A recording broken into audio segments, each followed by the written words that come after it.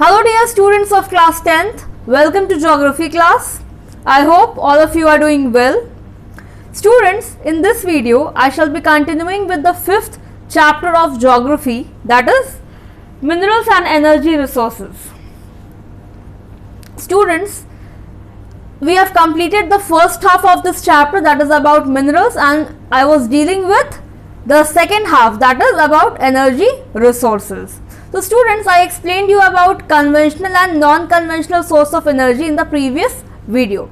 Conventional source means the source of energy that is non-renewable. The non-renewable source of energy is called as conventional source. For example, coal, petroleum, natural gas, uranium, electricity. These are the examples of conventional source. And if I talk about the non-conventional source, then the non-conventional source means the renewable sources of energy, the renewable source of energy. That means the source of energy or the energy that can be used again. Okay, they can be reused. For example, solar power, solar energy, wind energy, thermal energy, biogas energy. So these are the examples of non-conventional source of energy. So students, I was explaining you about coal. I explained you about the formation of coal and the factors on which the formation of coal depends. Now students, I will be explaining you about the categories of coal. Let me tell you that on the basis of quality, coal is classified into 4 categories, as you can see. Please remember that coal is categorized into 4 categories on the basis of quality. So the first category is peat. The second category is lignite, the third category is bituminous, and the fourth category is anthracite. So these are the 4 categories of coal on the basis of quality. So students, now I will explain you all the 4 categories of coal. So let's start with peat. See, I have already explained you about peat in the previous video while I was explaining you about the formation. So, what do you understand by peat? Students, peat is a soft organic material consisting of partly decayed plants and mineral matter. See, when during the formation of coal, when the dead plants are submerged and they are decayed, first step is formation of peat.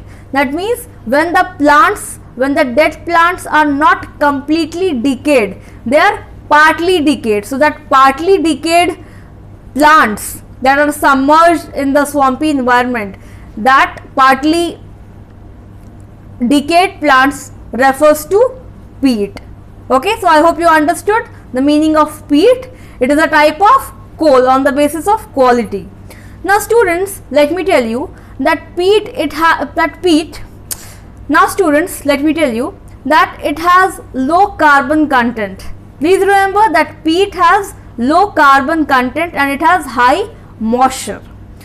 So automatically we can say that since it has high moisture, that means it has low heating capacity. It is very natural, right? If a particular thing or a particular type of coal is having more moisture, then it will cause difficulty in burning. So that is why it is said that it has low heating capacity and it is the lowest type of coal, that is peat. So I hope you understood about the first category, that is peat. Now let's come to the second category, that is lignite. Now what do you understand by lignite? See, lignite is also a low grade brown coal, but it is not exactly like peat. It is of higher quality as compared to peat, but it is a low quality, but if it is compared to peat, then it is higher than peat. So it is a low grade brown coal. That means the color of that coal it's not black, it is brown. And let me tell you that it is a soft coal with high moisture content, and since it has high moisture content, so it does not have high heating capacity. The heating capacity is low. So the heating capacity of peat is also low, and the heating capacity of lignite is also low. But it is better than, but please remember that lignite is better than peat.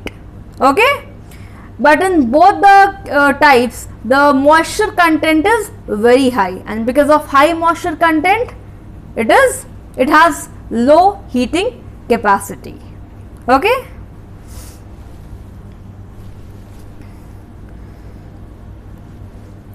Now students, let me tell you about the carbon content in lignite coal. See, lignite has around 25 to 35% of carbon content. So it is considered, you see, it is not a very high content, it is merely 25 to 35%. So that is why it is considered as a low grade coal due to its low content heat. Since moisture is there, carbon content is also very less. So that is why it is a low grade coal. I hope you understood. Now students, you know that lignite is used as a fuel for generating electricity. Yes, even though it is of low quality, but still it is used for generating electricity. And let me tell you that Neyveli in Tamil Nadu has lignite reserves. Okay. Now students, let's come to the third classification, that is bituminous. Now what do you understand by bituminous? See, bituminous is also called as black coal. Yes, it is better than both lignite as well as peat. Please remember that bituminous is called as black coal. Okay. Students, bituminous is found deep inside the earth. It is found very deep inside the earth, and bituminous coal is subjected to high temperature as it is deep down the earth. See, if it is deep down the earth, then definitely there will be high pressure as well as temperature, and because of this it has good heating capacity. You know, the quality is higher than lignite as well as peat. Okay, and you know, it is the most important coal for commercial use. Please remember that for commercial use, bituminous coal is the most appropriate. It is used in thermal plants, it is used in industries, and it is called as black coal. And you know one more thing, it is used for smelting iron in the blast furnaces. So I hope all these points related to bituminous are clear to everybody.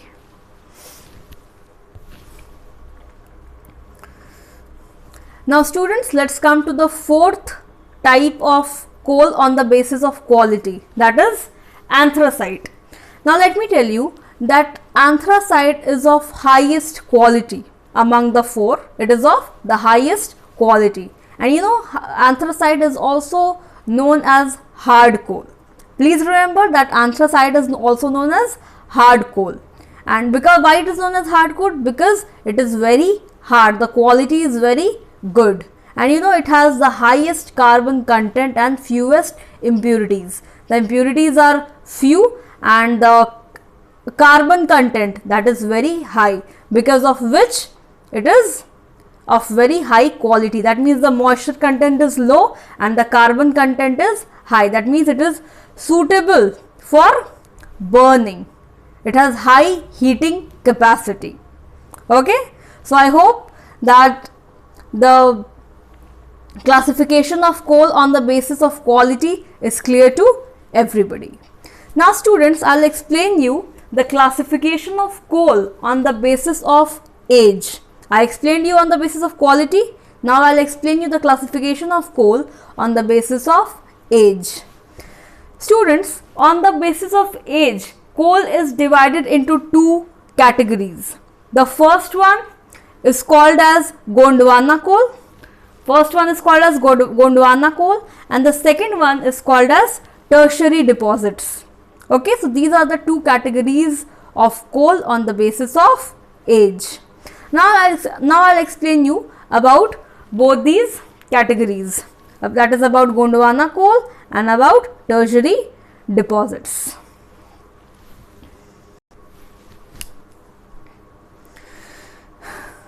So students, let's start with Gondwana coal.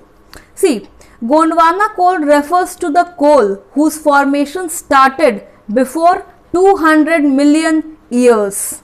Yes, it refers to the coal whose formation started before 200 million years. That means the age of this coal is, the age of Gondwana coal is nearly 200 million years. Okay, so this type of coal is called as Gondwana coal. Now let me tell you that where Gondwana coal or Gondwana coal mines are found. So this is found in Damodar Valley. Where is Damodar Valley? It is in West Bengal. Then it is found in Jharia, Raniganj and Bokaro. Let me tell you that this Jharia, Raniganj and Bokaro, it is near Jharkhand, Odisha area. There, these three places are there, and at these places Gondwana coal is found. So I hope you understood that what is Gondwana coal. Now let's come to tertiary deposits. Now what are tertiary deposits? See, the coal that is 55 million years old, that means the formation of coal, it refers to the type of coal whose formation started before 55 million years ago. So this type of coal is called as tertiary deposits. Okay, in Gondwana coal, the formation started before 200 million years ago, and if I talk about tertiary deposits, then the formation started before 55 million years ago. So this is the difference between Gondwana and tertiary deposits. Now let me tell you that where tertiary deposits are found.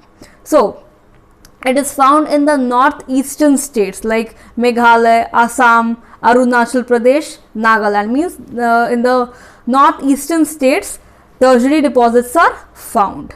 So I hope that both the types are clear to everybody. Now students, one more point. Let me tell you that coal is a bulky material. It is a bulky material, which means it is a heavy material. So the industries that require coal, they are located near the coal fields, because since coal is very heavy, so it takes a lot of so the transportation cost is very high in order to transport coal from the coal mines to the industry. So that is why the industries they are near the coal fields only, so that the transportation cost can be reduced. So the industries like the thermal power stations, they are near the coal mines only. So I hope that this topic is clear to everybody. So students, I have explained you about the first conventional source, that is coal. I explained you about the formation of coal, that how coal is formed, then about the factors on which the formation depends. Then I explained you about the types of coal on the basis of quality, and then the types of coal on the basis of age. So I hope that this topic is clear. Now students, in the next video I shall be explaining you about the next conventional source of energy, that is petroleum. So students, till then, thank you so much and be safe.